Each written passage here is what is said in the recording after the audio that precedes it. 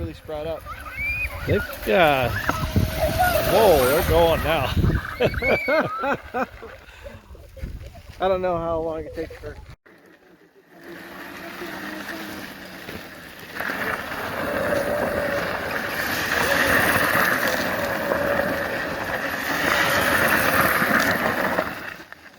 Woo!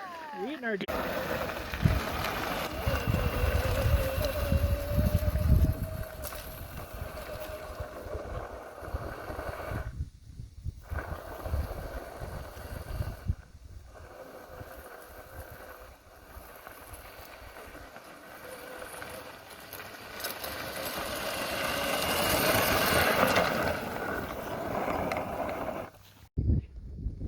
Dude, when in the Scouts, we were in Kentucky, we were up on the mountains, and there were parts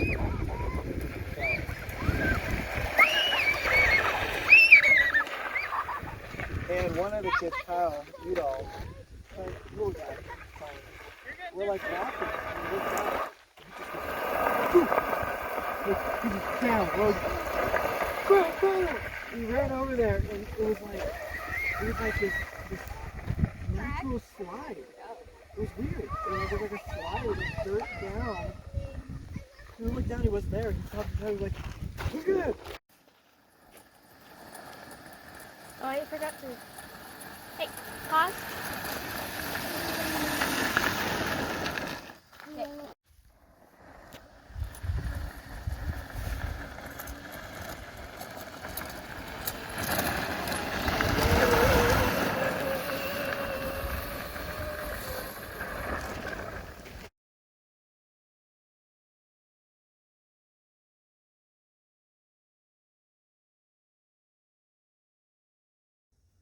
All right, here's a short video of how this is put together.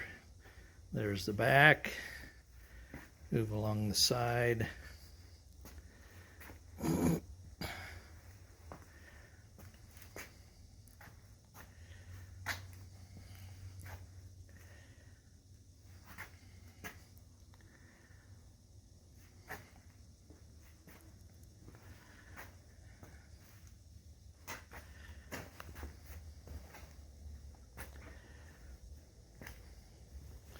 We'll start back here. Got the motor, the Go-Kart kit.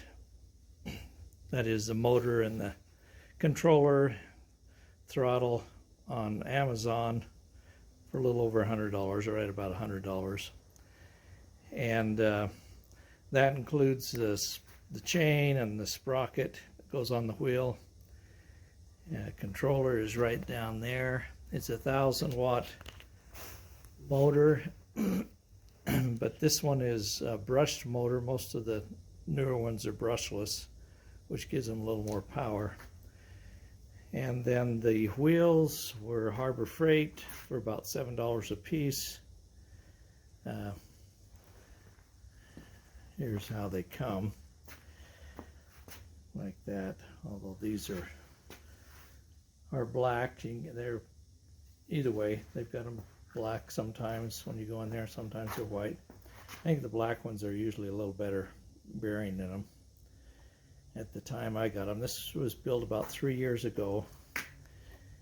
And so what we're using for power, the most expensive thing on these things is a battery.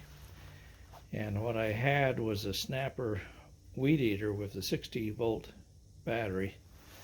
So I connected that up. It just plug it in to the plus and negative. You'll see that spark a little bit. That's the capacitors charging up. And then we have on-off switch up here, and forward to reverse gear right there, and then the gas pedal right there. So let's see if I got something to set under there. This old Dutch oven.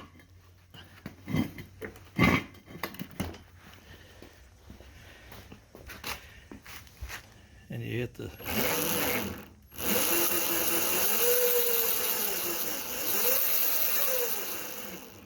like that.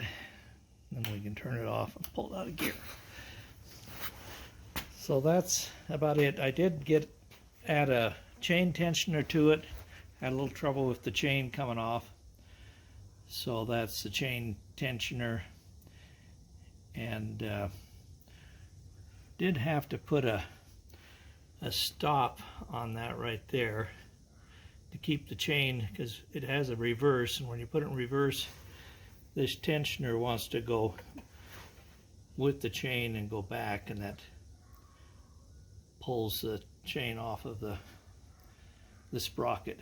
So that stop there prevented that from happening, from it going too far, putting too much tension on in reverse.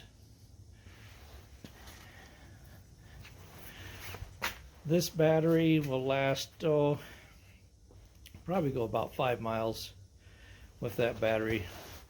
Usually it lasts us about 20 minutes when we're out, the kids are out riding it.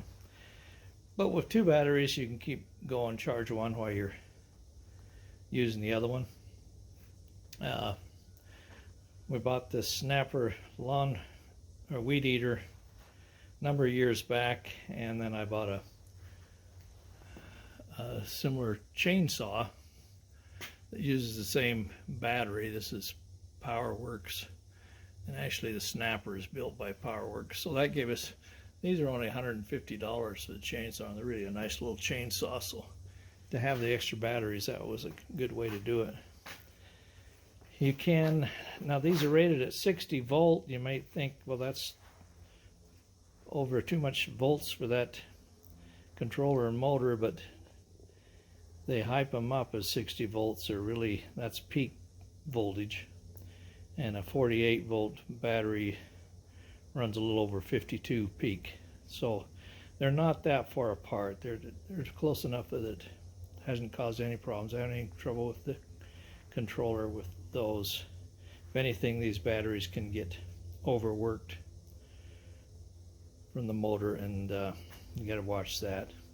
So I do have a 48 volt battery I'm going to get that's made for a bike, and use it on here. Okay, if we go to the front on the brake, is right there. You buy that separate. It's about $25 for the brake kit with the cable. And the way we mounted both the brake drum and the chain sprocket is I took the bolts out on the wheel and put threaded rods through there, and then I could space the drum where I needed it to be with one nut, and then put another nut on the other side with lock washers to tighten it down. So that's the way that one goes on, and the same for this one over here. This one is pretty critical. You got to get it just right to keep that chain sprocket as straight as you can. And then the big bolt runs underneath. It's attached underneath the Go-Kart. Have two 2x4s that run the length of the Go-Kart. Those are kind of like the frame rails. Didn't know if that would be enough, but it seems to work plenty good. We've had people over 200 pounds on this and hasn't seen any type of fletch or any problem. And then we framed in a triangle up front, covered it with some plywood. These are just scraps that were left around the house, and then angled the 2x4s up front for the steering. Some of that and a steel pipe that goes down and is hooked on like that for the steering. The only place that we did any welding was right here. Just wanted to make sure that it probably would have been possible to bolt that on, but I wanted to make sure it was wasn't going to fail on us. So that's welded there and there, and just spot welded, but probably ought to do a little better welding job, but it seems to work real well. Like I said, the throttle came as part of the kit. You have to watch, a lot of these kits have the other kind of throttle goes on a handlebar, and I wanted the foot. It just didn't seem right for a go-kart to have that type of a throttle. The brake pedal we build out of some scrap.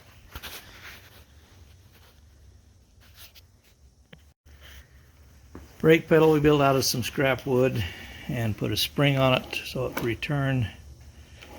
You can see the cable right here runs through here and back to the brake.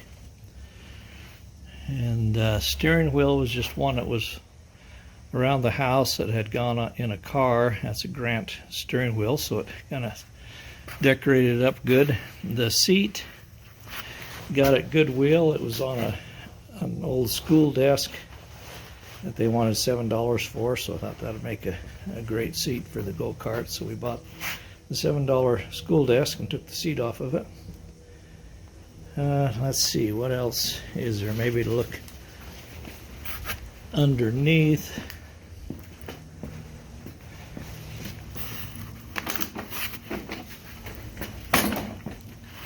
The seat's adjustable. Pull those pins out. You can slide it frontwards or forward. And then we got some more framing holding the axle up, and use the conduit hangers for the pipe for the axle. And then the bolts go through there, and you got a cotter pin that holds each bolt in. You get the right size bolts for the wheels. The wires all run down through the frame rails, so they're well protected. And then you've got the brackets, metal brackets, to provide kind of a bumper on the side.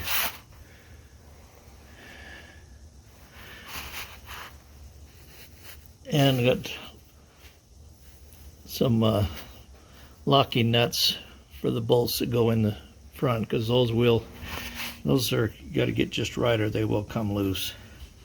Some more metal brackets that we did to make it a little more structurally solid. So I think that's about it. So thanks for watching. I hope that gives you some ideas. Enjoy.